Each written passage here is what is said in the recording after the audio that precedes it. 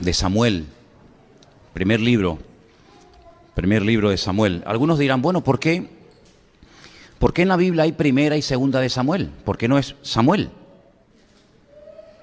¿Por qué no es primera de Crónicas y ya está? ¿Por qué hay primera de Crónicas, segunda de Crónicas, primera de Reyes, segunda de Reyes? Bueno, vamos a ver. El tema es que nosotros hoy en día tenemos libros. Y en este libro tenemos 66 libros, dicho sea de paso, pero en aquellos tiempos eran pergaminos, eran rollos, parecidos a los que yo traje de Israel, que tenemos por allí. Entonces los rollos pesan mucho por su contenido, y entonces lo que hacían muchas veces es que ponían varios pergaminos, ¿vale? Porque hay momentos que hay que levantarlos en alto, y por eso un pergamino que contuviera todo el rollo de un libro extenso de la Biblia, pues prácticamente sería imposible levantarlo, ¿no?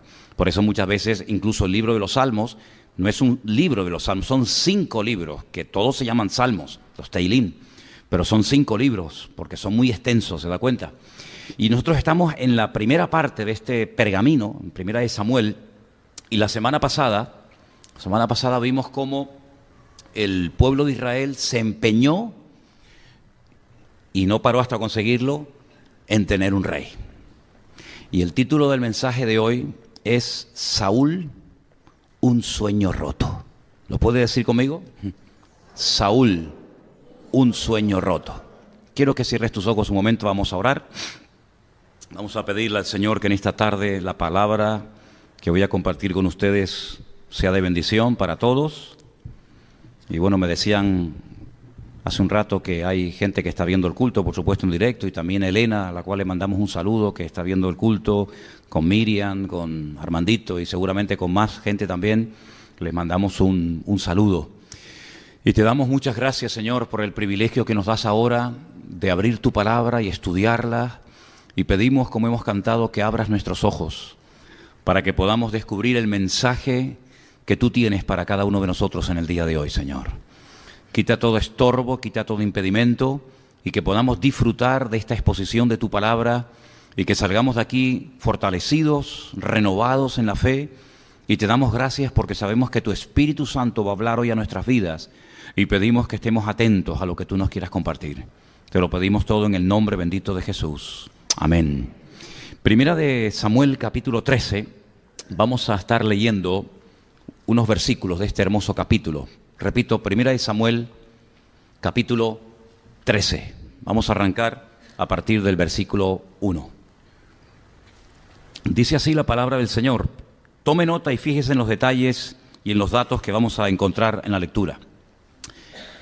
Había reinado Saúl ya 1 año, y cuando hubo reinado 2 años sobre Israel, escogió luego a 3,000 hombres de Israel, de los cuales estaban con Saúl 2,000 en Micmas y en el monte de Betel, y 1,000 estaban con Jonatán en Gabaa de Benjamín, y envió al resto del pueblo cada uno a sus tiendas. Jonatán atacó a la guarnición de los filisteos que había en el collado, y lo oyeron los filisteos. E hizo Saúl tocar trompeta por todo el país, diciendo: oigan los hebreos.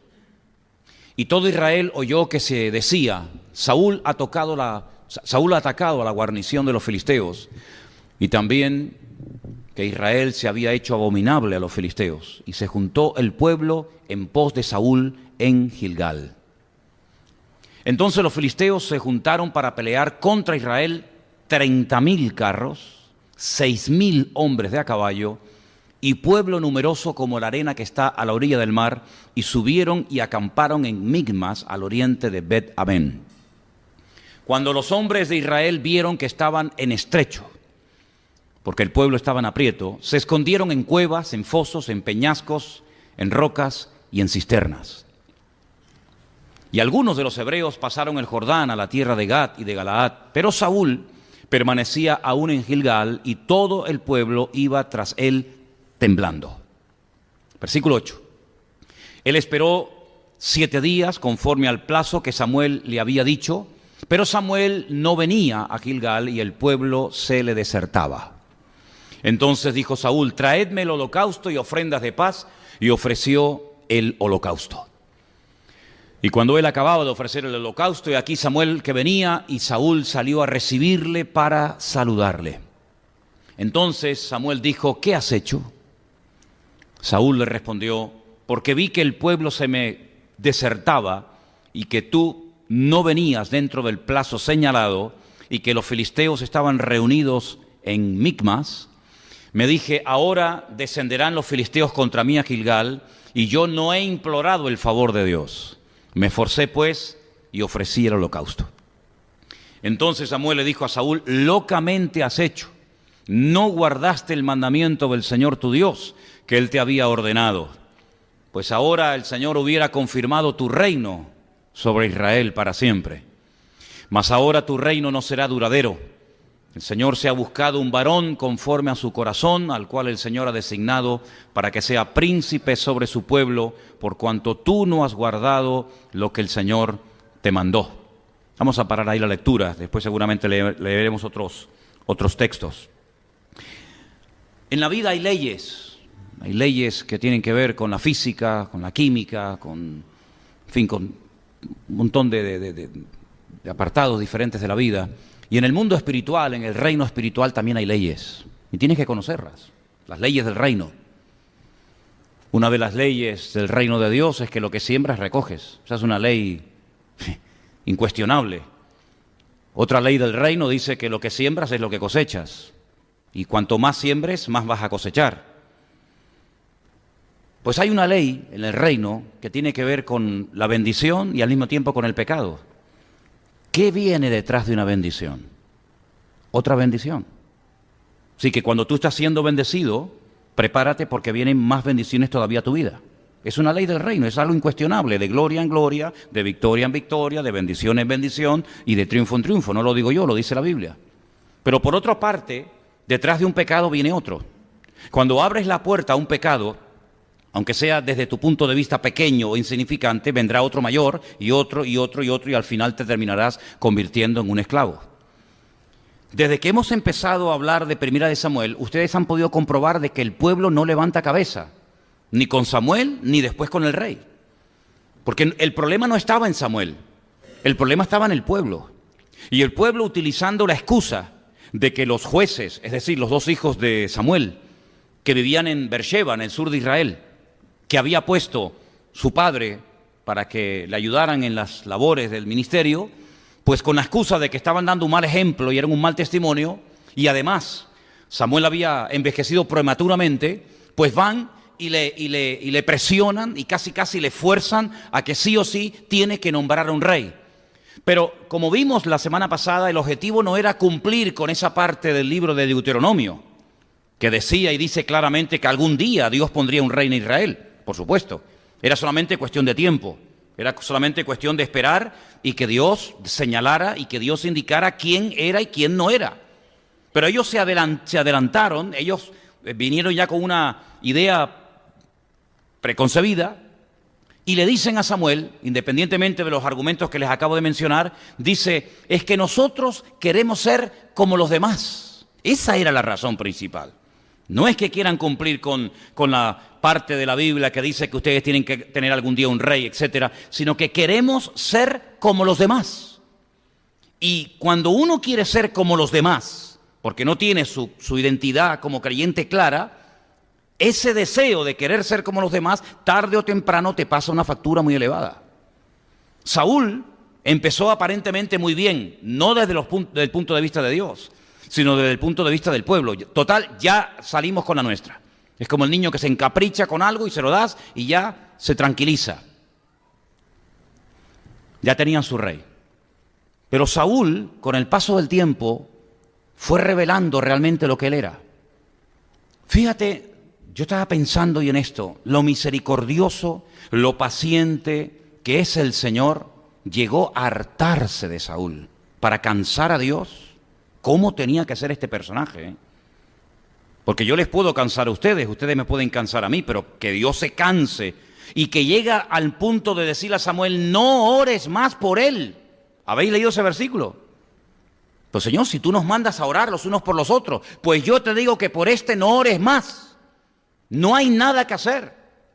Es un desobediente, es un rebelde. No ores más por él, porque si oras, no te voy a oír. Eso se lo decía el Señor a Samuel. Lo harto que tenía que estar el Señor de Saúl. Claro, uno siempre tiene la cosita de decir, ay, qué pena, Saúl. No, ni pena ni nada. Cuando Dios dice, lo he desechado, es porque sabía perfectamente que con Saúl no se podía trabajar. Claro, aparentemente un hombre tan imponente, su estatura, etcétera, pero no era un hombre que se podía trabajar con él, no era un hombre con el cual Dios podía verdaderamente contar, porque siempre fue un desobediente, antes, durante y después. Y Saúl se terminó convirtiendo en una pesadilla, porque lo que empieza mal, termina peor. Y se convirtió en una persona que lo único que trajo fue ruina, tristeza, una crisis económica a Israel sin precedentes, división. Y hemos leído esta tarde que la gente, claro, iba a la guerra, los soldados iban con él porque, dicho sea de paso, no les quedaba otro remedio, pero ¿cómo iban? Temblando. Qué diferente, ¿no? Cuando lleguemos y hablemos de David, ¿cómo iba la gente con David? ¿No te has dado cuenta? Yo pensaba estos días, las listas enormes de nombres que se titula Los Valientes de David, conocéis, ¿no? Entonces, bueno, ¿y por qué los llama la Biblia valientes? Bueno, lee lo que hicieron. Cosas impresionantes. Dice que una vez uno iba por el campo y vio, en pleno invierno, había nevado mucho, y vio un león dentro de un foso. Bueno, pues si está el león dentro del foso, déjalo ahí. Déjalo ahí. No, él se metió dentro del foso y lo mató para demostrarle a su rey que era valiente. Y otro se paró un día y él solo peleó contra cientos de enemigos por un pequeño terreno lleno de lentejas. Y otro día David dice, ay, cómo me gustaría beber de ese pozo de agua que está en Belén. ¿Quién me diera a mí un vasito de ese agua? Y se meten 3 de sus soldados en el cuartel de los filisteos que están armados hasta los dientes para traerle un vaso de agua. Sí, era gente que no le tenía miedo a nada ni a nadie. Pero busca en la Biblia la lista de los valientes de Saúl. No la vas a encontrar. No había ni uno había. Preferían irse con David al desierto, a pasar durante un tiempo fatigas y calamidades, que estar con Saúl, porque Saúl era un hombre inseguro, un hombre desobediente, un hombre que no tenía la gracia de Dios sobre su vida, y eso es lo que él transmitía. Y la Biblia dice que le seguían con miedo, le seguían temblando. Aquel hombre al final se convirtió en un juguete roto. ¿Quieren rey? Toma rey. Tomen el rey que querían. Al final se arrepintieron toda la vida de haber nombrado a aquel hombre. ¿Y total para qué? Ay, cuando tú te metes en algo que no es de Dios, piénsatelo bien, ¿sabes? ¿Para qué te metes en rollos que no son de Dios? Al final, ¿para qué? ¿Para salir llorando, herido? Tal vez puedes perder dinero, tiempo y hasta la vida. Fíjate lo que te digo, hasta la vida. Fíjate lo loco que era este hombre sin el respaldo de Dios. Claro, cuando uno tiene el respaldo de Dios, te metes por la pared. No hay nada que te detenga. Pero cuando tú no tienes la bendición de Dios sobre tu vida, ándate con ojo, no te metas en camisas de 11 varas. Porque por eso yo leí esta tarde este capítulo, porque dice la Biblia que al principio, cuando van a la guerra y se cuentan los soldados que tiene uno y que tiene otro, en el versículo 2 dice que Saúl tenía 3.000 soldados. Escogió luego 3.000 hombres de Israel. Se llevó a 2.000 con él. Y a su hijo Jonatán le dice, tú llévate 1.000. Bueno, 3.000 hombres son un montón de gente, sí, pero espérate un momento. Vete al versículo 5 y dice, los filisteos se juntaron para pelear contra Israel. Y dice cuántos eran. 30.000 carros, 6.000 hombres de a caballo y pueblo numeroso como la arena que está a la orilla del mar. ¿Y a ti cómo se te ocurre ir con 3.000 personas a pelear contra los filisteos que vienen 30.000 en carros de combate? Miles de soldados y una multitud que no se puede contar. ¿No habéis leído la lectura, no habéis prestado atención a la lectura esta tarde? Dice que cuando un rey ve que le van a atacar, lo que tiene es que sentarse y ser honesto consigo mismo y decir, espérate un momento, vamos a ver, ¿cuántos somos? 10.000. Bien. ¿Cuántos soldados son los que nos vienen a atacar? 20.000. Bueno, pues hijo, tú verás lo que haces. Si tú crees que con 10.000 le puedes plantar cara a los que vienen contra ti con el doble, pues tú verás. Pero si no, llega a un acuerdo con él, ríndete, manda mensajeros para que no termines perdiendo tú y todos tus soldados la vida. Este no lo hace, este ni consulta. ¿Ustedes ven que consultó con el Señor? ¿Ustedes ven que dice, bueno, vamos a orar para ver si tengo que ir a la guerra o no? David cada vez que iba a la batalla siempre consultaba previamente con el Señor. Señor, ¿voy o me quedo? ¿Les ataco o me quedo en casa? Saúl nunca consultó con Dios. Y así le fue, y así terminó. Se lanza a la batalla con 3.000 soldados. Vienen miles de soldados contra él, pero él no piensa en eso. Una desproporción tremenda. Aquí muestra que no tiene sabiduría, ni tiene la capacidad estratégica de organizar una batalla, porque es verdad que una vez 300 campesinos fueron a pelear contra una multitud de soldados. ¿Se acuerdan cuando Gedeón? Pero el Señor le dijo que hiciera esa batalla. Y cuando el Señor te dice que hagas una batalla, aunque seas tú contra 1.000.000, no tengas miedo. Pero cuando tú te metes en negocios, cuando tú te metes en historias donde Dios no te ha dicho que te metas, ten mucho cuidado. Pero hay un problema peor todavía. No es que eran pocos en comparación con los muchos que le venían a atacar, sino que dice más adelante, mira por ejemplo lo que dice más adelante en el versículo 7. Algunos de los hebreos pasaron el Jordán a la tierra de Gad y de Galaad, pero Saúl permanecía aún en Gilgal y todo el pueblo iba tras de él temblando. Si no solamente eran pocos, sino que encima tenían miedo. Porque si somos pocos, pero estamos unidos y somos valientes, pues bueno, el Señor nos podrá utilizar de alguna manera. Pero si somos pocos y encima estamos muertos de miedo, pues ¿qué futuro tenemos? Ninguno. Pero fíjate que más adelante, si seguimos leyendo, dice que cuando él estaba esperando a Samuel que viniera para presentar el sacrificio y orar por él, versículo 8, espera 7 días, porque Samuel le dijo, espérame 7 días, pero él veía que el pueblo se le iba, presenta el sacrificio, y más adelante, cuando Samuel dice, bueno, ¿cuántos han quedado en este tiempo de espera? La Biblia nos enseña que le quedaron 600 hombres, versículo 15. Levantándose Samuel, subió a Gilgal, a Gabaa y Benjamín, y Saúl contó a la gente que se hallaba con él, 600 hombres. 2.400 soldados se mandaron a mudar. Si con 3.000 no podías, ahora con 600, menos todavía. Cada vez tiene menos gente, cada vez tiene menos soldados, porque él no les infunde valentía. Es una temeridad seguir a este personaje. Es un disparate ponerse bajo la cobertura espiritual de este tipo. Es un loco. Es una persona que va a llevar al país a la ruina. Como hay algunos hoy en día políticos por el mundo que están llevando a sus países a la ruina. No solamente ellos se van, sino que están llevando a miles a la ruina. Pero es que hay algo peor todavía. Fíjate lo que dice, por ejemplo, más adelante, en el versículo 19, no lo habíamos leído, pero presta atención. En toda la tierra de Israel no se hallaba herrero. No había ni un herrero en todo el país. Porque los filisteos habían dicho para que los hebreos no hagan espadas o lanzas. Ay, amigo, interesante, ¿eh? Versículo 20. Por lo cual todos los de Israel que tenían que descender a los filisteos para poder afilar cada uno la reja de su arado, su asadón, su hacha o la hoz. Y el precio era de un pin, una locura, un disparate. Por las rejas de arado y por los azadones, y la tercera parte de un ciclo para afilar las hachas y componer las aguijadas. Así aconteció, escucha, que en el día de la batalla no se halló espada ni lanza en ninguno del pueblo que estaba con Saúl y Jonatán, excepto Saúl y Jonatán su hijo, que las tenían. Pocos, asustados, divididos y desarmados. Bueno, una de dos, o este hombre tiene una fe impresionante que le va a dar una lección al mundo de cómo se puede hacer una batalla solamente con el respaldo divino, o es un loco que no sabe dónde se ha metido. Lamentablemente es la segunda postura, la segunda opinión. Es una persona que no sabe dónde se está metiendo, es una persona que lo que va a traer es ruina. No te juntes con gente que no tiene la bendición de Dios. Escúchame bien lo que te digo, apúntame eso ahí.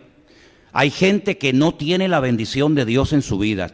Están llenos de deudas, de problemas, de enfermedades, de líos, de que si el marido, que si la mujer, que si me duele aquí. No te juntes con gente así, mija. Júntate con gente que te pueda bendecir. ¿Por qué la gente iba a donde estaba Cristo? Porque Cristo era una persona que sanaba a los enfermos, que echaba fuera a los endemoniados, una persona que transmitía esperanza. Pero ¿para qué te vas a juntar con una persona que está peor que tú?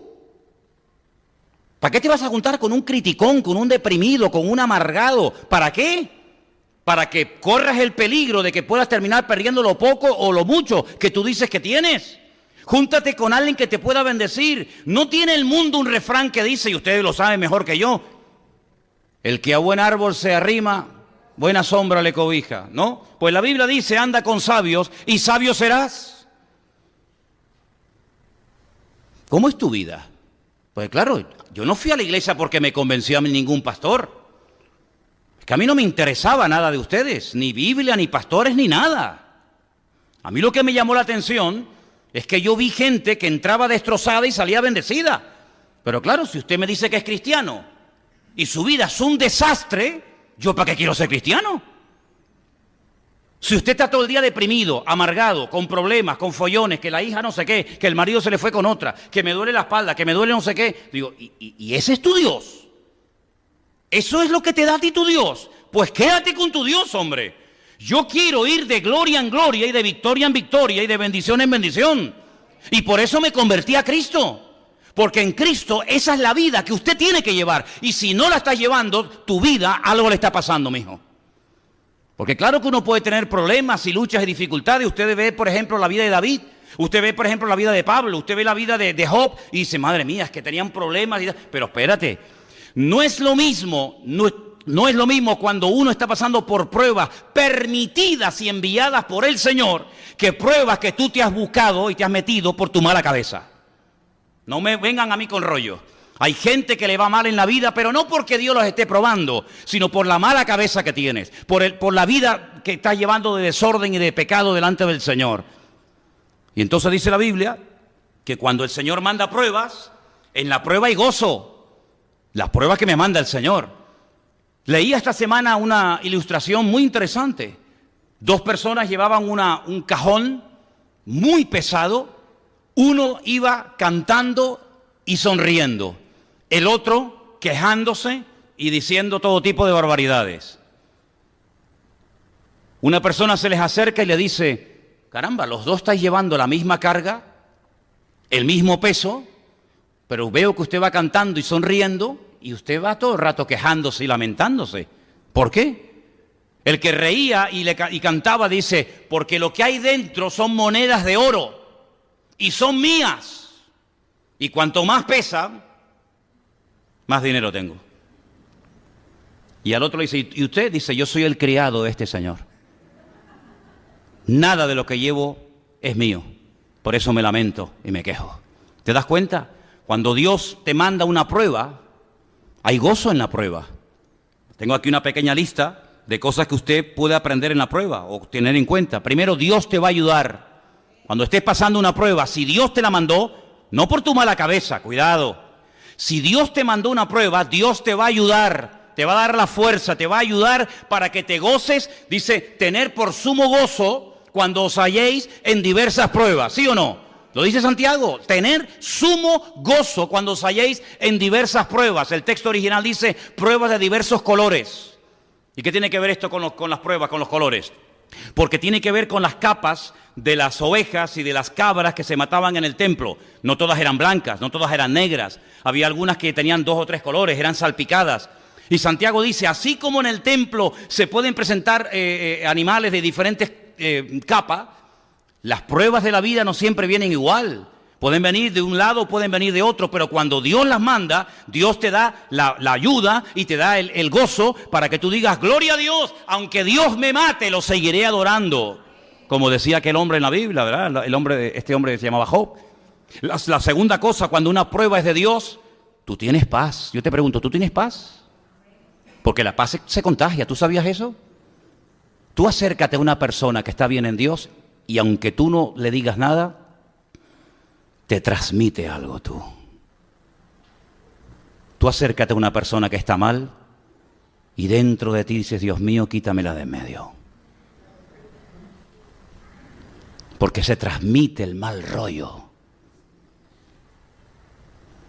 Pero cuando una prueba es de Dios, tienes paz en tu corazón. No entiendo nada, esa es una de las características de una prueba enviada por Dios. No entiendo nada, no sé por qué me está pasando esta hora, pero si mi Dios es tan bueno y creo que lo es y es justo conmigo, tengo una paz, aunque estoy en medio de un huracán que ni te imaginas tú. ¿No estaban aquellos dos en la cárcel cantando lleno de gozo y de paz? ¿Por qué? Porque era algo que el Señor había permitido. Pero cuando algo no te lo ha mandado Dios, sino que tú te has metido en follones por tu culpa y por tu mala cabeza, estás amargado, te estás todo el día quejando, le estás echando la culpa al diablo, a Dios, a la iglesia, al pastor, a los hermanos, al marido, a la esposa, a todo el mundo menos a ti. Una tercera cosa que aprendemos cuando estamos pasando por pruebas de Dios es que esas pruebas te acercan a Él. Dios no te manda una prueba para machacarte, para hundirte, sino para que te acerques más a Él. Ese es el objetivo final de la prueba. Acercarte al Señor, conocerle, darte cuenta que si estoy enfermo, Él me puede sanar. Porque si nunca estoy enfermo, ¿cómo sé que Dios sana a los enfermos? Yo estuve una vez enfermo y yo sé que Dios sana, porque yo estuve enfermo y Dios me sanó. ¿Cómo sé que Dios liberta? Porque yo cuando me convertí, fui a la iglesia primera vez, yo llevaba 4 demonios dentro de mí. Algunos dirán, yo no creo en eso, ahí me da igual lo que usted crea. Yo sé que yo tenía 4 demonios en mi vida y me atormentaron durante años y me tenían destruido. Pero yo sé que Dios salva. ¿Por qué? Porque a mí me salvó. Y yo sé que Dios sana porque a mí me sanó. Y yo sé que Dios liberta porque los demonios se me fueron de mi vida y nunca más volvieron. Entonces cuando Dios te manda una prueba es para enseñarte algo, para que te acerques a Él. Te va a fortalecer. Cuarta lección que aprendemos de las pruebas, te va a fortalecer. Vas a estar en la prueba y después de la prueba fortalecido en el Señor. Vas a estar mejor que antes. Y finalmente te va a enseñar cosas importantes. Porque las cosas que se aprenden con lágrimas y sufriendo no se olvidan nunca en la vida. Nunca en la vida.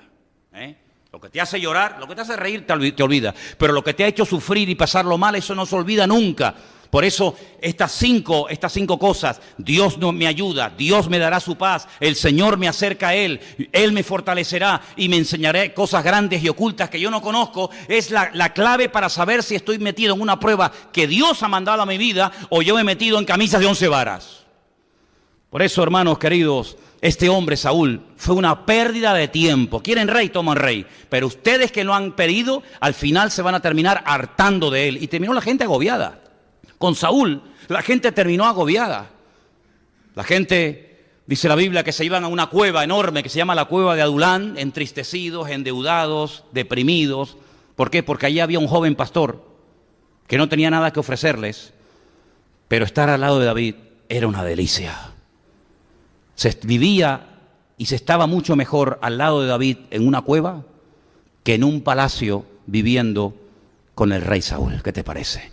¿Sabes que su hijo Jonatán, llegó a decir que su padre era un problema nacional? Primera de Samuel 14:29. Dice así la palabra. Jonatán dijo, mi padre ha turbado el país. Mi padre es el que ha traído la ruina a este país. El propio hijo, no es un enemigo el que está hablando, es su propio hijo, el príncipe de Israel, Jonatán, reconoce que el país está tan mal, la gente está tan hundida por culpa de su propio padre.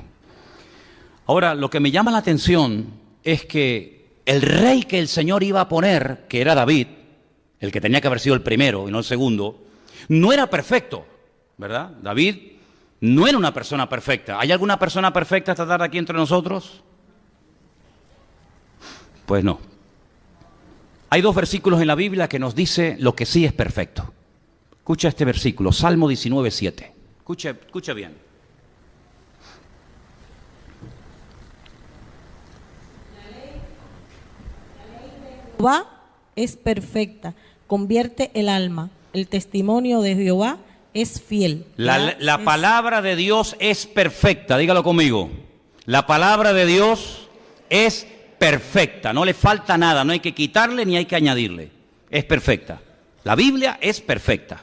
La mires como la mires. Es un libro perfecto. Por eso es el único libro que lo puedes estar leyendo 50 años todos los días y no te cansa y no te aburre. Cómprate un libro Cuando se salieron los libros estos del Harry Potter, ¿os acordáis? Toda la gente, venga a leer los libros. ¿Quién lee los libros de Harry Potter hoy en día? Nadie. ¿Tú serías capaz de leerte 50 años seguidos todos los días el Quijote? ¿Quién se lee el tocho ese? Yo creo que ni Cervantes se lo leyó. Todos los libros aburren, toda la literatura es cansina. Termina diciendo, no, ya lo leí, ya lo sé. El famoso libro Los Miserables, ¿os acordáis? El Conde de Montecristo. Sí, léetelo todos los días durante 50 años. ¿Quién se lee eso? La Biblia la puedes leer por la tarde, por la mañana, por la noche, todos los días de tu vida y siempre tiene algo nuevo. Estaba sacando cuentas el otro día. Yo salí de la escuela bíblica el 31 de mayo de 1981. ¿Cuántos años hace que estoy en el ministerio? 31 de mayo de 1981 me gradué. Estuve un año en la mili y quité ese año. ¿Cuánto he estado en el ministerio? 37 años predicando todas las semanas la palabra de Dios. ¿Y no te cansa? No, al contrario. Ahora es cuando recién estoy comenzando a descubrir cosas de la Biblia. Ahora es cuando estoy diciendo, madre mía, ahora estoy descubriendo esto y aquello. ¿Qué te parece? Claro, no voy a durar otros 37 años, yo creo, ¿no? Pero no aburre la Biblia, es perfecta. Y hay otra cosa que también es perfecta. Romanos 12:2. ¿Qué dice? Sonia, por favor. No os conforméis a este siglo, sino transformaos por medio de la renovación de vuestro entendimiento, para que comprobéis cuál sea la buena voluntad de Dios, agradable y perfecta. La voluntad de Dios es perfecta. ¿Cuántos lo creen? Pero David no era perfecto, pero era el hombre que Dios quería que fuera el rey de Israel. Tenía defectos, claro, por supuesto, pero Dios también iba a tratar con él. Y a través de él, Dios iba a tratar con el pueblo. Pero es que David, a pesar de que tenía problemas como todos los seres humanos tenemos, era un hombre moldeable. Era un hombre que se podía usar. Era un hombre que estaba dispuesto a ser tratado, cambiado, moldeado, etc. Pero es que Saúl era imposible. Le decías una cosa y hacía todo lo contrario. Y luego se justificaba, nunca pedía perdón, nunca reconocía que había pecado. Incluso proyectaba, le echaba la culpa a los demás, diciendo, no, yo no soy, es que el pueblo, es que yo no fui, es que fue fulanito. ¿Cómo se puede trabajar con un hombre así? Por eso el Señor lo descartó, lo desechó. ¿Pero cuándo lo descartó? A los 20 años de estar como rey. No, que va, fíjate. Mira lo que dice, por ejemplo, estamos en 1 Samuel, ¿verdad? Seguimos en 1 Samuel, en el año segundo de su reinado, ¿sí? En el año segundo de su reinado, ustedes pueden leer todo el capítulo 13 de 1 Samuel, y la Biblia nos enseña que en el segundo año de su reinado, ya el Señor dijo, con este hombre no se puede trabajar. No hace falta mucho tiempo para descubrir una persona, ¿te das cuenta de eso? No hace falta mucho tiempo, y para Dios imagínate, ¿no? No hace falta mucho tiempo para darnos cuenta de que Saúl era un peligro como persona. Era una bomba de tiempo. Y al final, ¿sabes cómo terminó Saúl? Suicidándose. Se quitó la vida. A mí no me da ninguna pena que Saúl se haya quitado la vida. Tú te lo buscaste, allá tú. A mí lo que me da mucha pena es que gente inocente, como por ejemplo Jonatán, que era una buena persona, el día que mataron a su padre, también lo mataron a él. Pero días antes, si tú te das cuenta, había hecho un pacto con David, su íntimo amigo.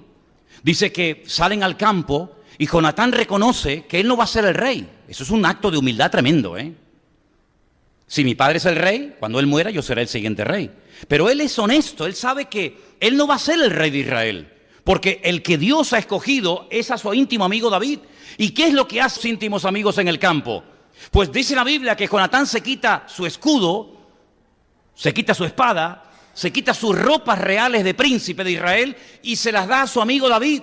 Y David se quita sus ropas de pastor y viste Jonatán como un pastor y viste a David como un príncipe. Y dice que hicieron un pacto. Dice que cortaron, se cortaron y se unieron las sangres y se prometieron fidelidad hasta la muerte. Dice, yo sé que cuando tú seas rey, yo seré el segundo en el reino, yo seré tu mano derecha, ten misericordia de mi descendencia. Pero la Biblia nos enseña que Jonatán también murió. Y a David le dolió muchísimo en el alma, en el corazón, cuando su amigo Jonatán muere. Y comienza a pegar gritos y a decir: Jonatán, Jonatán, amigo mío, que tu amor me fue más dulce que el de las mismas mujeres, ¿verdad? Y es una tragedia, ¿no? Pero David era un hombre de palabra. David había hecho un pacto con este amigo de él, al cual amaba. Y dice la Biblia que años más tarde, cuando él ya es rey de Israel, y él dice: oye, ¿hay algún superviviente? ¿Queda alguien con vida de la casa de Saúl o todos han muerto?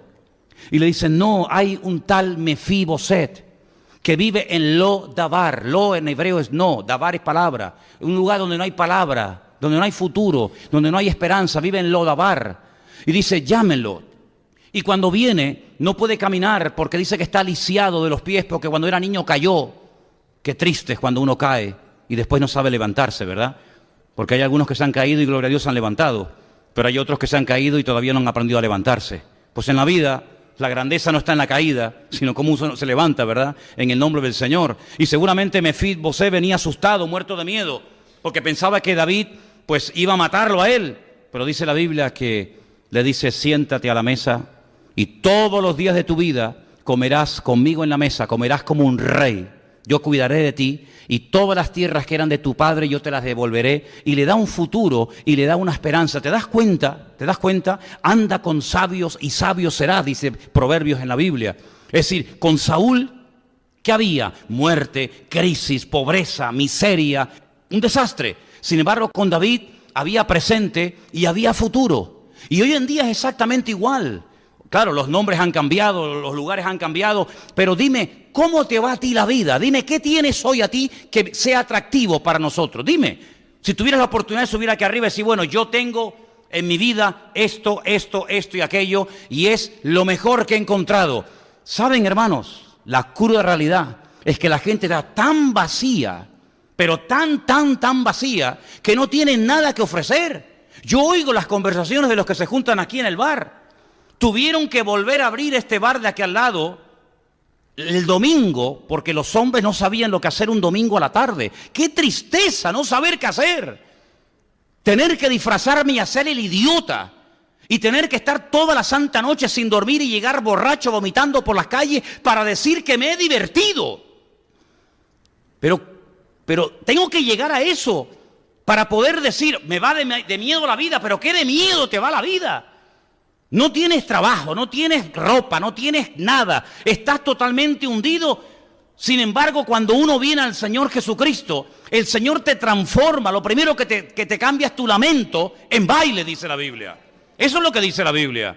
El Señor te libera de complejos, de ataduras, de miedos, de preocupaciones. Vives en paz, duermes en paz, compartes la paz del Señor. El bien y la misericordia te seguirán todos los días de tu vida, dice la Biblia. Todo te sienta bien. Hay que yo garbanzo no porque me sientan mal. Lechuga no. Cuando estás en Cristo todo te sienta bien, todo te gusta. ¿Sí o no? Todo te gusta. La noche me encanta, el día me encanta, el frío una pasada, el verano mejor todavía. Al monte, a la playa, con bicho, sin bicho. Te gozas de la vida. No tienes que tener 50 cosas para sentirte a gusto, sino que, como me ha pasado a mí, durmiendo en un coche con un polvorón, muchas veces viajando por la península, con un polvorón y sin un duro en el bolsillo, durmiendo en el coche con la nieve fuera de mi coche, el más feliz del mundo, porque estaba sirviendo al Señor. Pero sin embargo ves a gente que tiene y no tienen nada. Son tan pobres que lo único que tienen son cosas y dinero. Sin embargo, el creyente, el que ha nacido de nuevo, su vida es una aventura. No hay 2 días iguales, no hay aburrimiento. Yo no entiendo cómo hay gente que se aburre. Claro, por eso pecan tanto, porque como están aburridos tienen tiempo para pecar. Yo es que no tengo tiempo para pecar. No tengo tiempo para pecar. David, cuando tuvo tiempo para pecar, mira cómo pecó. Pero cuando tú estás ocupado en las cosas del Señor, cuando estás llevando un estudio de la palabra sistemático en tu vida, cuando estás metido en las cosas del Señor, caerán a tu lado 1000, 10.000 a tu diestra, pero tú tienes una bendición del Señor permanentemente de noche y de día. Qué tremendo cuando fui el año pasado a Galicia de vacaciones y me fui por un mercadillo donde había, un montón de hermanos que estaban allí buscándose la vida, vendiendo sus cosas, y me acercaba a un puesto y le preguntaba: ¿qué, hermano, cómo estás? Y me decía: aquí tirando, no sé lo que significa. Me iba a otro puesto. ¿Qué, hermano, cómo está? Uy, fatal, está la cosa chuchada, está la cosa muy mal. Bueno. Me iba a otro puesto. ¿Qué tal, cómo está? Uy, tengo la artrosis, y tengo además un lumbago, una ciática. Bueno, me iba a otro puesto y yo digo, pero estos son los cristianos. Estos son los hijos del Rey de Reyes y Señor de los Señores. Claro, después por la tarde yo fui al culto a predicarles a esos. Saqué la metralleta. ¡Ay, amigo! Saqué la metralleta en el púlpito y lo hice un desastre allá adentro. Digo, si yo fuera mundano, si yo fuera uno del mundo, en vez de vuestro hermano en Cristo, yo no me convertía a vuestro Cristo, ni a vuestra religión, ni a vuestra Biblia en la vida, porque dais pena. Y después todos con el pescadito detrás del coche. El pescadito lo tienes que poner, es allí un tiburón lo que tienes que poner allí. Menos pegatinas, menos pescadito y más vida práctica, hermano. ¿Y saben lo que le pasó a Israel? Que por precipitarse cometieron equivocaciones terribles y al final las terminaron pagando muy dura, muy caramente. Y por eso yo te pregunto a ti esta tarde, los pasos que tú estás dando, ¿con quién consultas? No, yo con la almohada, sí, pues te voy a responder la almohada, sí, te voy a responder la almohada a ti. ¿Con quién consultas? ¿A quién le hablas? Señor, ¿qué hago? ¿Sigo con esto o lo corto ya? ¿Me voy o me quedo? Claro, si tú no consultas con nadie, mijo, después no te enfades con Dios, después no te enfades con la vida, después no te enfades con las circunstancias. Consulta con el Señor. David era un hombre de guerra, sabía que tenía una unción sobrenatural para ir a la guerra, pero nunca fue a la guerra ahí a la aventura, sino que decía, Señor, ¿voy o no voy a la guerra? Consultar con el Señor. Saúl nunca lo hizo. Un día, leyendo, si me viene a Samuel, fíjate tú, es que, mira, cuando uno está mal, todo lo que hace sale mal. Dice, hoy no va a comer nadie, no quiero que nadie, fíjate tú, en la guerra, trabajando, sudando, corriendo, jugándote la vida, que no coma nadie. Porque si alguien lo hace, la maldición de Dios cae sobre su vida. Claro, todo el mundo asustado, nadie comía. Claro, la gente no respondía, falta de energía, no comían. Es como esos que hoy en día están por ahí, no sé si hay alguna persona aquí en la iglesia. ¿Cómo está? Bien. No puede decir bien, ¿por qué? Porque como no come, está anoréxica perdida. Y se llama cristiano.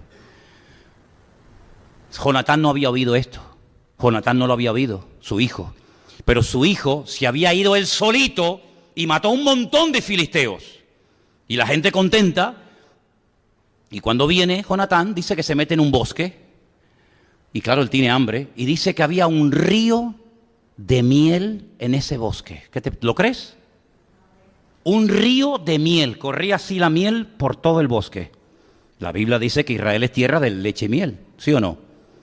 ¿Vale?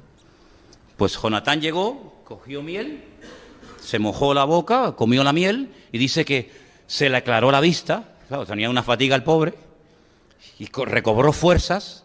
Ay, amigo, cuando se entera el padre. ¿Quién ha quebrantado la orden de no comer? Y le dicen, tu hijo comió hoy algo de miel. Dice, pues aunque sea mi hijo, lo mato. Y le dice el pueblo, ¿y tú vas a matar al hombre que hoy nos ha salvado la vida y ha matado a más filisteos en un día que tú en toda tu vida? Ni se te ocurra ponerle un dedo a tu hijo encima. Era un loco. Los locos terminan volviendo loca a la gente. ¿Cómo está la gente en países donde hay un loco? Loco perdida. Están locos perdidos la gente. Están locos. ¿Por qué? Pues están bajo la cobertura de un loco. Y lo que hay que hacer es orar para que Dios se los lleve. Ay, hermano, yo oraba para que se convirtiera. Si no se han convertido no es porque no les hayan evangelizado, sino porque se resisten al evangelio. Y si no se convierten a las buenas, Señor, llévatelo. Y no es la primera vez que ocurre eso en la Biblia. Ay, si hubieran orado así en Cuba hace muchos años, no hubieran tenido 50 años al Barbas. Si estuvieran orando así en esta línea los cristianos en Venezuela, hace muchos años que este sinvergüenza ya se hubiera marchado y no tendría el pueblo muerto de hambre. Porque a esta gente se le ha evangelizado y a esta gente se le ha hablado del Señor y esta gente sabe quién es Cristo y sabe quiénes son los evangélicos y sabe lo que es una Biblia y saben todo, pero no quieren convertirse porque han endurecido sus corazones. Y el Señor dice en su palabra que cuando te hablan y tú te endureces, el Señor te cauteriza la conciencia para que ya, como Faraón, ya no tienes oportunidad ni para el arrepentimiento, amigo. Ese es lo peor que le puede pasar a una persona. Ya ni convertirte te vas a convertir. Y por eso cuando Saúl se muere, cuando Saúl se quita la vida, el pueblo cobra aliento y dice, por fin se nos quitó este cáncer de encima. Y se acabó y empezó el pueblo una era, una etapa nueva de frescura, de alegría. Mira lo primero que hace David, trae el arca. ¿Tú crees que Saúl preguntó alguna vez dónde estaba el arca? A él no le importaba dónde estaba el arca del Señor. David le enseña al pueblo a danzar. Comienza a fabricar un montón de instrumentos musicales que no existían, pero oraba, Dios le daba sabiduría e inventó un montón de instrumentos musicales de cuerda, de viento, de percusión, que hasta el día de hoy se usan en Israel. La famosa arpa de David, por ejemplo. Un hombre que trajo alegría, trajo un renuevo. Y eso es lo que tenemos que buscar en el Señor. Yo he ido a muchas reuniones de pastores. Y claro, yo cuando llegaba a muchas de esas reuniones, yo oía hablar a los pastores y yo decía, Dios, pues me habré equivocado yo de profesión o de reunión. Porque empezaban, no, tenemos muchos problemas, muchas dificultades, que no sé qué, que las durezas, que las pruebas, que esto, que aquello y el otro.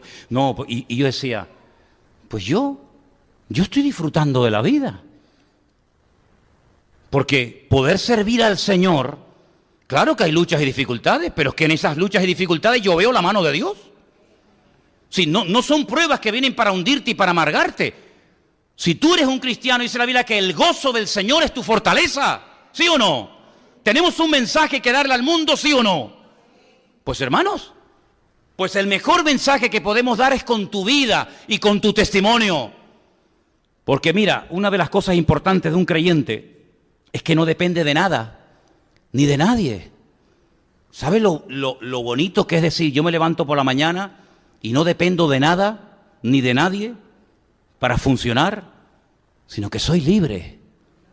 Claro, eso no significa de que después de la siesta te quieras echar el cortadito, ¿no? Ya eso es una costumbre que uno ya tiene como forma parte de la esencia de uno, ¿no? Pero si no hay cortadito no pasa nada. No pasa nada. Y puedes dormir en una cama con una almohada así, en el suelo, de pie, en un coche. ¿Por qué? Porque si el Señor está conmigo, yo cuando oro, yo siempre oro, todas las noches. No eso de 4 esquinitas, no, esa no, ya no la hago esa. En paz me acostaré y asimismo dormiré, porque solo tú, Señor, me haces vivir confiado. Y le digo al Señor, Señor, que cada hora que duerma valga por 2. Me levanto como una lechuga, fresco. ¿Qué tal has dormido? Yo de maravilla. No tengo problemas de insomnio ni de esas vainas, nada. Ahora tú imagínate que yo como cristiano, manías persecutorias, complejos, pastillas para comer, pastillas para no comer, pastillas para levantarme, pastillas para acostarme, pastillas para los nervios, pastillas para no tanto nervio, pastillas para... Dice, bueno, pero una pregunta, ¿tu Dios dónde está, mi hijo? ¿Dónde está tu Dios? Pues quiero decirles algo, que muchos cristianos viven así. Muchos cristianos viven así. Pero en Cristo una de las cosas más hermosas que hay es que usted puede ser libre, completamente libre. Y Saúl nunca fue un hombre libre. Saúl era un hombre que tenía un serio problema. Cuidado con esto que le voy a decir ahora. Era un acomplejado y era un celoso. Ay, mi madre. Cuando usted junta a un acomplejado con un celoso en una misma persona, eso es la Tercera Guerra Mundial. Era un acomplejado porque un día David se fue a la guerra, mató a un gigante, que tuvo el favor que hizo a nivel nacional David. Saúl muerto de miedo, pero David va y lo mata. Y las chicas, claro, tú sabes, la chica David, un guapetón, rubio, hermoso, acaba de matar a un gigante, trae un cabezón así en la mano, las chicas con David se volvieron locas. Y dijeron, Saúl hirió a 1000, pero David a los 10.000, como echándole piropos, ¿no? A David, ¿no? Y entonces el otro, Saúl, se puso celoso. Y le dice, nada más falta que le den el reino. Es decir, tú ni vas a la guerra porque eres un cobarde. Y encima este muchacho se juega la vida, te salva la vida, le corta la cabeza al enemigo y encima te enfadas con él y lo criticas. ¿Qué comenzó a hacer Saúl a partir de ese día?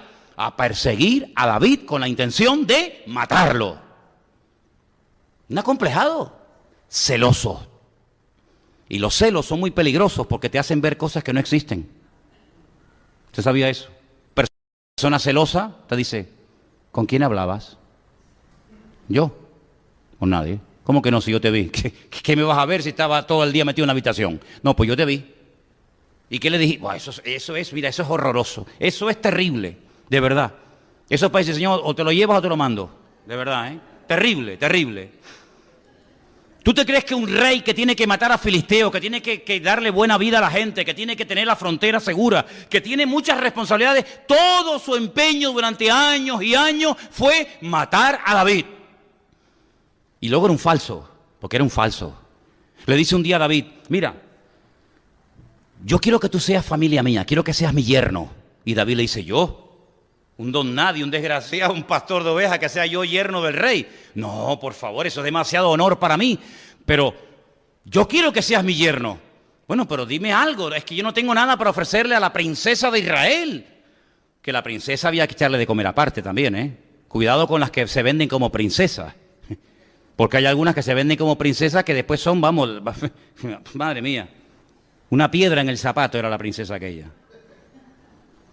Dice, no, dime algo, es que yo no tengo una dote, no tengo recursos económicos. Le dice, mira, tráeme 100 prepucios de filisteos. También menuda petición le hace ¿no? Y David se va, pero dice, claro, si yo le pido a que me traiga 100 prepucios de filisteos, alguno lo va a matar, que es lo que yo quiero, que lo maten. Bueno, pues viene y le dice, toma, 200. Es que a mí me encanta David. Yo, la verdad, si yo pudiera volver en la máquina del tiempo, yo me hacía soldado de David, porque es que este tío, me encanta el David me encanta. Yo qué pena que no viví en una época que no viví en esa época. Todo tienes el amor, Dios te bendiga, hermano. A mí me hubiera gustado esa época de pim, pam, y me hubiera encantado. Pero bueno, ¿qué vamos a hacer? Le da a la mujer.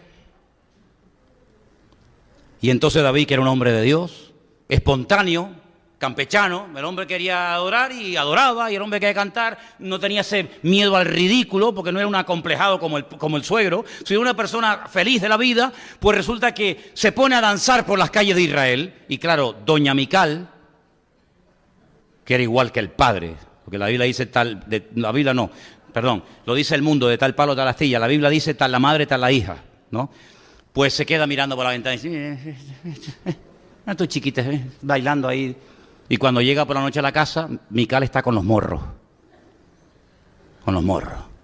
Y David dice, ¿qué te pasa? ¿No te da vergüenza haber danzado por las calles ahí, todo el mundo mirándote por las calles? Y David le dice, vergüenza a mí, vergüenza te tiene que dar a ti. A mí no me da ninguna vergüenza adorar a mi Dios. Y si crees que he hecho el ridículo, más todavía lo voy a hacer. Y dice que a partir de ese día nunca más se acostó con ella y fue viuda hasta el día de su muerte. Fue viuda en vida, que ese es otro tipo de viudez que hay en la Biblia. Viuda en vida. Tu marido está vivo, pero tú vas a ser viuda, como si yo hubiera muerto para ti. Y ahí se quedó. ¿Y qué te parece, amigo? Saúl fue un juguete que se rompió al poco tiempo. Porque no fue el rey puesto por el Señor. Y tú tienes que asegurarte de que las decisiones que tomes en la vida, las tomes en la voluntad del Señor. Quiero terminar diciéndote algo. Mira, cuando tú vayas a tomar una decisión de la índole que sea, sentimental, económica, familiar, en fin, de la índole que sea, como he dicho, primero, no tomes nunca una decisión, escúcheme bien, sobre todo jóvenes y todos los que están aquí, para huir de una situación. ¿Qué quieres decir con huir de una situación? Quiero decir que a veces he visto gente que se ha casado, chicos o chicas, para huir de una situación familiar que no soportan más. Un padre tirano, una situación familiar terrible, y entonces dice, mira, yo me voy a casar con que es feito, no es muy allá, no, pero bueno, me mando a mudar de aquí. y al año, a los 2 años, a los 3 meses, aquello fue una ruina, porque fue una decisión tomada en la carne. Entonces no tomes decisiones para huir, ¿sabes? No, espérate, no tienes que huir, tienes que obedecer lo que te dice el Señor. Así que nunca tomes decisiones para, mira, me están ofreciendo un trabajo en no sé qué sitio y claro, aquí estoy hecho polvo, no tengo nada, estoy fatal, venga, me voy para allá. Pero espérate un momento, que dice la Biblia que más vale bocado seco y en paz con la bendición de Dios que casa llena de provisión donde no está la bendición de Dios. ¿A ti quién te ha dicho que te vayas allí que te van a pagar 10.000 euros por mes? ¿Quién te ha dicho? No, es que aquí estoy en paro, pero ¿quién te ha dicho que tienes que ir allí? ¿Te lo ha dicho el Señor? No. Entonces, ¿cómo se te ocurre a ti ir? ¿Cómo se te ocurre a ti ir? Si dice la Biblia que ahora Él es mi rey, Él es mi cabeza, Él es mi autoridad, ¿cómo voy? Ahora aquí, ahora compro, ahora vendo, cuando más bien deberíamos decir, si el Señor quiere, haremos esto o lo otro. Luego, no huyas de situaciones, por muy bonitas que vengan las ofertas, ¿sabes? Por muy bonitas que vengan. Me acuerdo cuando vino a hablar conmigo el Partido Popular para ofrecerme un puesto. Sí. Claro, yo nunca he entendido cómo hay pastores que dejan el ministerio por meterse en la política. Nunca lo he entendido. Que dejen la política por servir al Señor ahora mismo. Pero dejar yo, embajador de Cristo, mi ministerio y mi llamado, para meterme en... ¿Estamos locos o qué? A Billy Graham le ofrecieron hace años ser candidato republicano para la presidencia de Estados Unidos. Y este hombre, este gran varón de Dios, dijo, ¿yo dejar de predicar el evangelio para ser presidente de los Estados Unidos? ¡Ni loco! Fíjate lo que le ofrecían. Así que no tomes decisiones para huir de una situación difícil, apretada económicamente. No tomes esas decisiones así porque te vas a equivocar. Segundo lugar, cuando estés enfadado o enfadada, porque ustedes también se enfadan, porque el enfado de algunos hombres dura media hora, las mujeres 20 años después te dicen, ¿pero qué te pasa? ¿Qué me pasa? Encima me preguntas qué me pasa. No sé, ¿qué te pasa? No sé. ¿Qué quiere? ¿Tú no te acuerdas que en el año 1800... Si no se acuerda ni dónde dejó la llave, se va a acordar de lo que le estás diciendo hace 20 años, el tarado. No tomes decisiones cuando estás enfadado. Nunca, porque te vas a equivocar. Me largo, ya no aguanto más. A la semana, perdóname, me equivoqué. Pero tampoco tomes decisiones cuando estés desanimado, cuando estés triste, porque también te vas a equivocar. Así que no huyas tomando decisiones a la carrera, sin consultar con el Señor, sin esperar en Dios, como hizo Israel y se equivocó de rey. No tomes decisiones cuando estés enfadado, desanimado. No tomes decisiones porque otros están haciendo lo mismo. No, es que todo el mundo se está yendo para allá. ¿Y a ti qué te importa? Es que todo el mundo lo hace. No imites a nadie, sigue tú al Señor. ¿Se acuerdan ustedes cuando yo les comenté el detalle en la vida de Isaac? El hijo del patriarca Abraham. Hay un momento en el que él como ganadero, no hay pasto, no hay nada, no hay futuro para su rebaño, se le van a morir. Y entonces él dice, bueno, yo voy a hacer lo que hizo mi padre. Mi padre, que era un gran hombre de Dios, se fue a Egipto, porque yo no sé cómo es, pero en Egipto siempre hay agua, tú. En Egipto siempre hay trabajo. En Egipto siempre hay de todo. La tierra de Canaán, sequía, miseria, guerra, los amorreos, los filisteos, pero en Egipto siempre hay de todo. Y mi padre se fue allí. Y el Señor le dice a Isaac, tú no te muevas de aquí, tú quédate aquí. ¿Dónde vivía en aquel tiempo Isaac? En Beer-sheba. Lo dije el domingo pasado, ¿qué significa Beer-sheba? Beer significa pozo, Sheba es el 7, la ciudad de los 7 pozos. Esos pozos que había abierto su padre, que le proporcionaban agua para el ganado, o se habían secado, o los filisteos le tiraban tierra y piedras para cerrárselos. Qué malos, ¿eh? Qué malos los filisteos, ¿eh? De verdad que son malos los filisteos, ¿eh? Se iba a otra ciudad, se iba un poquito más allá, abría un pozo, encontraba agua en el desierto, fíjate lo que te digo, y venían los filisteos y le volvían a cerrar el pozo. Y se iban más para allá y le volvían a cerrar el pozo hasta que al final, ustedes saben, que llegó a un lugar llamado Rehobot, que es un lugar, un lugar amplio, una ciudad moderna que existe hoy en día a las afueras de Tel Aviv, una ciudad muy bonita, y allí se estableció. Pero el Señor le dice, tú no vayas a Egipto, tú no tienes agua aquí, pero tú quédate aquí. Y le dice, siembra donde estás. Claro, los que no conocen aquello dicen, bueno, será una tierra fértil. ¿Qué tierra fértil? Si Beerseba es un desierto, 50 grados a la sombra, allí no hay agua, allí no hay nada. Allí si echas una semilla se te quema.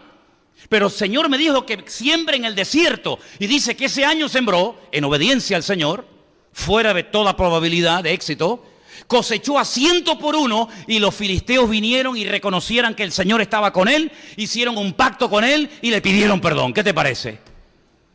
Entonces no hagas lo que los demás hacen. No, es que todos están yendo ahora a Bilbao, porque en Bilbao dicen que hay mucho trabajo. ¿Y a ti te ha dicho el Señor que te vayas a Bilbao? No, es que ahora se está yendo la gente a Panamá, a Perú, a China, a Hong Kong. Tú te tienes que ir donde el Señor te diga. Y si no te dice nada, estate quietito, porque la puedes echar a perder. ¿Me siguen? Y finalmente, no tomes decisiones fuera de la voluntad de Dios. Claro, ahora tú dices, ¿y cómo sé yo cuál es la voluntad de Dios? Te voy a poner un ejemplo. Cuando yo me convertí, una de las cosas que se predicaba mucho en aquellos tiempos era que los cristianos tenemos que descubrir la voluntad de Dios para nuestra vida.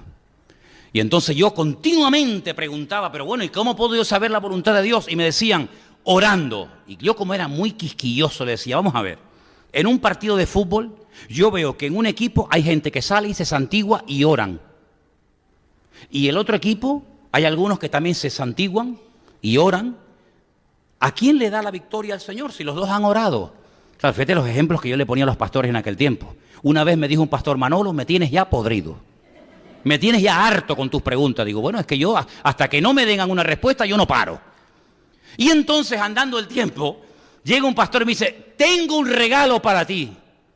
Digo, ¿cuál es? Dice, toma, léete este libro.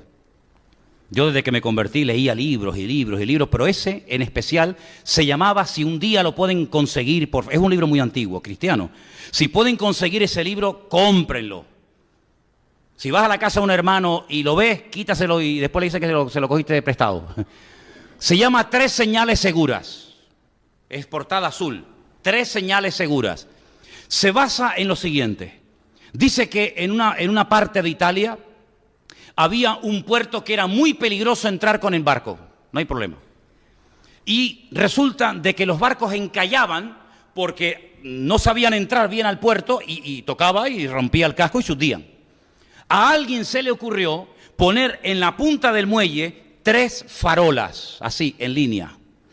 Y los del puerto le decían a los que querían atracar en ese puerto que cuando fueran a atracar, si veían 3 farolas no alineadas, que ni se les ocurriera entrar con el barco porque se la iban a pegar. ¿Me explico? ¿Qué tenían que hacer? Ver las 3 luces como si fuera una sola, así alineadas. Si usted las ve así, 1, 2 y 3, o 1, 2 y 3, no entres porque te la vas a pegar. Tienes que ver las 3 luces así en línea, como si fueran una. Y basándose en eso, que era verdad, el autor de este libro dice, hay 3 cosas en la vida de todo creyente que tienen que estar siempre alineadas para que usted pueda decir, yo estoy en la voluntad de Dios. ¿Y no vale con 2? No, 3. ¿Cuántos quieren saber esas 3 cosas cuáles son? Vengan el domingo que viene y se las digo. ¿Qué hacemos? Venga, dígame otra. No. Vale, ver, vamos. Los veo animados. Decía que la primera señal, la primera prueba de que estás en la voluntad de Dios es ¿qué dice sobre lo que quieres hacer la Biblia? Porque claro, tú puedes sentir, yo tengo que matar a aquel. Y el Señor dice, no matarás. Entonces no puede ser. O yo tengo, ¿qué dice la Biblia? ¿Lo prohíbe? ¿Lo permite? ¿Es correcto? ¿No es incorrecto? Primeramente hay que ir a la palabra, al manual. No toques ese botón. Y vas y lo tocas. Bien, la Biblia no dice nada en contra de esto. ¿Qué más? Segundo, la paz en tu corazón. ¿A qué me refiero cuando digo paz en el corazón? ¿Cómo te sientes? Porque puede ser que tú digas, oye, lo que yo estoy haciendo o quiero hacer, Dios no me lo prohíbe, pero yo no me siento a gusto, ¿eh? Es como cuando Pablo dice, yo quise ir a predicar a un sitio, pero no tuve paz en mi espíritu. Sentía que no era el momento para ir a predicar aquí, sino era el momento para ir a predicar allá. Entonces, bueno, no está mal el hacer esto, porque la Biblia nos dice, eso no se puede hacer, pero yo no me siento a gusto, ¿sabes? No me siento cómodo. Bueno, entonces tranquila, si no tienes paz, aunque la Biblia no te lo prohíbe, no hagas nada. Y la tercera cosa es muy importante, las circunstancias. Te voy a poner un ejemplo. Imagínate, ¿se acuerdan cuando yo les decía que en la iglesia en la que yo me convertí había un amigo mío, un joven, que estaba loco por una chica de la iglesia, pero que la chica no le hacía ni caso? ¿Es bíblico que un hombre o una mujer se enamore uno de otro? Es bíblico, es correcto, es ley de vida, ¿no? Me llega una vez una hermana y dice, hermano, tenemos que hablar, tengo un problema con mi hijo. Digo, ¿qué pasó ahora? Dice, que se enamoró de una chica. Digo, oh, gloria a Dios, hermana. Dice, pero ¿cómo dice? Bueno, yo pensaba que me iba a decir que se había enamorado de un chico. Bueno, si su hijo se enamoró de una chica, pues bueno, empezamos bien. Ahora vamos a ver de quién se trata, ¿vale? Es decir, usted está enamorado, le gusta, perfecto. La Biblia no prohíbe, ¿no? Bien, perfecto. ¿Usted cómo se siente? No, yo bien, a mí todo bien. Pero una pregunta, ¿y las circunstancias se han dado? No, la verdad es que no me hace ni caso. Entonces, mijo, ¿qué hacemos? Entonces mi amigo, que decía, Manolo, yo tengo paz en mi corazón, a mí me gusta más, iba a decir María, no sé cómo se llama la chica, para que nadie se sienta aludida, ¿no? A mí me gusta aquella chica, en la Biblia no me dice que sea pecado, pero es que no se dan las circunstancias. ¿Saben lo que hizo? Se fue, le dijo, hermana, el Señor te dice que te tienes que casar conmigo. Y esta, que era más espiritual que este, como de aquí a Lima, le dice, pues a mí el Señor no me ha dicho nada, si no estés espiritualizando. Si no se da la situación, la circunstancia, espera. Señor, yo he orado para comprar esta casa. Tu palabra no me prohíbe el que yo me compre una casa para mi familia. Tengo paz, yo creo que podríamos ser felices y esta casita está bien, está cerca de la iglesia o lo que sea, pero no tengo el dinero. Entonces, mijo, ¿la vas a comprar con la paz de tu corazón la casa? ¿La vas a comprar con fe, con amor y esperanza y vida eterna? Tendrás que tener el dinero. Si no se da el dinero, puede ser que tengas el dinero, pero no tienes paz en tu corazón. Dice, oye, la podría comprar, pero no sé por qué. No sé, entro a la casa y hay algo raro. Pues entonces, si no tienes paz en tu corazón, si las circunstancias no se dan y si la palabra no te avala, no te muevas. Yo lo he puesto en práctica. Yo lo he puesto en práctica en mi vida. Y te voy a poner un ejemplo y termino. No sé si Elena me está viendo todavía, pero cuando yo era soldado, un miércoles por la tarde yo salía a dar un paseo. Y pasé por un paseo marítimo allí en Cádiz, y cuando paso por una iglesia ponía Iglesia Evangélica Bautista. Y yo en mi vida había entrado en una iglesia bautista. Yo me había criado en otro contexto. Y yo dije, voy a entrar a ver cómo es una iglesia bautista. Claro, a mí me sonaba Juan el Bautista, y yo decía, no, Bautista, pero a Juan el Bautista le cortaron la cabeza. ¿Qué harán allá adentro?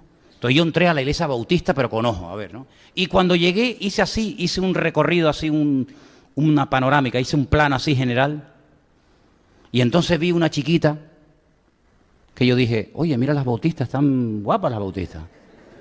Las bautistas están guapas. Las demás no, las demás eran, de verdad, que el Señor las bendiga, ¿no? Pero... no, es más, te soy sincero. Pero esta chiquita bautista, digo, oye, mira qué cosita tan interesante. Me voy a hacer bautista, tú. Termina el culto, los jóvenes van a dar una vuelta y me dicen, ¿quieres dar un paseo? Digo, sí, claro, ahora mismo. Y yo me fui con los bautistas. Yo me puse al lado de la bautista. No, voy a sentar al lado del presbiteriano, mira tú. Y entonces yo le dije, qué bien, ¿de dónde eres? No, de Galicia. Digo, qué bien, mira, yo también soy muy lejos, de Canarias. Mira tú por dónde nos venimos a conocer en Cádiz. Mira las vueltas que da la vida, ¿no? Y entonces llego el domingo otra vez a la iglesia. Yo para ir al culto. Llega para ver el culto. Y a la bautista. Por la mañana era la escuela dominical y nos dividían por clase. Y ella cuenta que cuando estábamos sentados en el banco, ella estaba sentada al lado mío, dice ella, si no pregúntele para que vea, que cuando yo leí, dice que el banco vibró. Y ella dijo, ¿qué voz tiene este chico? Y ¿te diste cuenta? Salimos otra vez a pasear y le pedí el teléfono. Fíjate tú, claro, pero sin WhatsApp, cuidado. No existía WhatsApp y tú dices, ¿cómo? ¿No existía WhatsApp? No, es que el WhatsApp no siempre... Bueno, un día te lo explicaré. El teléfono una cosa se daba vuelta, se daba así. Ustedes no saben lo que estoy hablando. Bueno, pues el Facebook, ni el que creó el Facebook había nacido. Ni el muchacho que lo inventó había nacido. No existía Facebook, nada. Ni correo electrónico, nada, hermano, nada. Teléfono y carta. Y claro, en el cuartel metían el teléfono en una caja blindada de hierro y solamente podías descolgar para coger las llamadas, pero yo sé llamar por un teléfono sin necesidad de marcar los números. Y bueno, el Ministerio de Defensa lo arruiné en llamadas que hice, ¿no? Y entonces la vi un miércoles y la vi un domingo. Pero este libro, que ahora entiendo por qué el pastor me lo regaló, empecé a ver que en la Biblia no me decía nada en contra de esto. Tenía una paz en mi corazón alucinante. Pero las circunstancias no se daban. Ella vivía en Galicia, yo estaba en Cádiz, me iba para Canarias. Y entonces oramos al Señor, pusimos una serie de pruebas y le pedí que se casara conmigo. Jamás en mi vida le puse un dedo encima a Elena en los 7 meses que estuvimos por carta y por teléfono. Dejó su casa, su iglesia, su familia, su tierra, absolutamente todo, para venirse a Tenerife a casar con uno que no conocía de nada, que dice que era pastor, hasta el día de hoy. Creo que este año hemos hecho 35 años. ¿Siempre he acertado? No, que va, he metido muchas veces la pata, en muchos aspectos. Pero ¿sabes qué? Si tú quieres hacer la voluntad de Dios, no te precipites.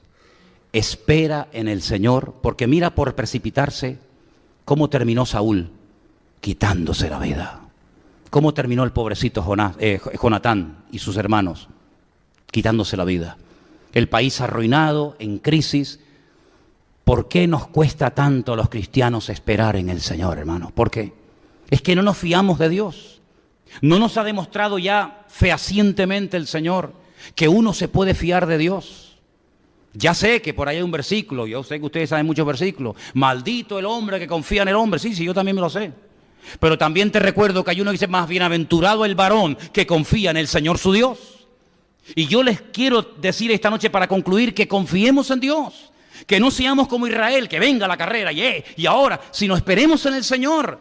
Porque aunque David no era perfecto, era el hombre escogido por Dios. Y ese era el que Dios tenía preparado. Lo que pasa es que era muy jovencito, Dios lo estaba preparando. Y cuando nosotros somos capaces de fiarnos de Dios y esperar en el Señor siempre, siempre te dará lo mejor. ¿Cuántos dicen amén? Claro, vendrán pruebas y dificultades, cuidado, esto no es un camino de rosa, que no hay dificultades, pero cuando una prueba viene y el Señor está en la barca, gloria a Dios. Yo prefiero en una barca en tormenta, pero donde el Señor va conmigo, que ir en un barco de lujo, en un crucero, en un mar maravilloso, en calma, donde no va la presencia del Señor. Vamos a orar, hermanos, por favor. Cierre sus ojos ahí donde está. Recuerde esta palabra, por favor. No pongas como rey de tu vida cualquiera. No te juntes con personas que no tienen nada que ofrecerte. Es más, apártate y huye de personas que, llamándose hermanos, dice la Biblia, no llevan una vida coherente, alineada con el Señor. Pablo no dijo, no, tienen que huir. No, Pablo dijo, lo que les dije es que no se junten con personas que, llamándose cristianos, llevan una vida desordenada. Con esas personas no te juntes porque van a pensar que todos somos iguales y nada más lejos de la realidad. Nada más lejos de la realidad. El Señor nos tiene que dar mucha luz y sabiduría y pedirle al Señor que nos ilumine para no tomar decisiones equivocadas. Y para que al final aquellos sueños que teníamos tan bonitos y aquellas ideas tan maravillosas se terminan convirtiendo en una pesadilla, perdiendo tiempo y energías y dinero, al final para nada, para volver otra vez a empezar de cero. Otra herida más, otra cicatriz más. ¿Qué necesidad tenemos de eso, hermano? Bueno, si aprendiéramos a base de palos, pues bueno, gloria a Dios, pero es que a veces ni así aprendemos. Entonces vayamos a los principios de la Escritura, vayamos a la palabra, y en la palabra vamos a encontrar siempre la línea que tenemos que seguir en esta vida. Cierra tus ojos ahí donde estás, y si tienes que tomar una decisión importante, Si estás en una encrucijada y no sabes qué hacer, no sabes qué camino elegir, pídele esta noche al Señor: Señor, ayúdame. Estoy cansado de sufrir, estoy cansado de equivocarme. Mira a Saúl cómo terminó, quitándose la vida. ¿Cuántos terminan quitándose la vida? ¿Por qué? Porque están hartos. Mi padre me abandonó, mi madre me abandonó, el novio, la novia, el trabajo, hasta el perro se me murió, caramba. ¿Esa es la vida que tú quieres llevar? Por favor, Dios quiere que tú sonrías y que seas feliz y que ayudes a otros y que tengas paz en el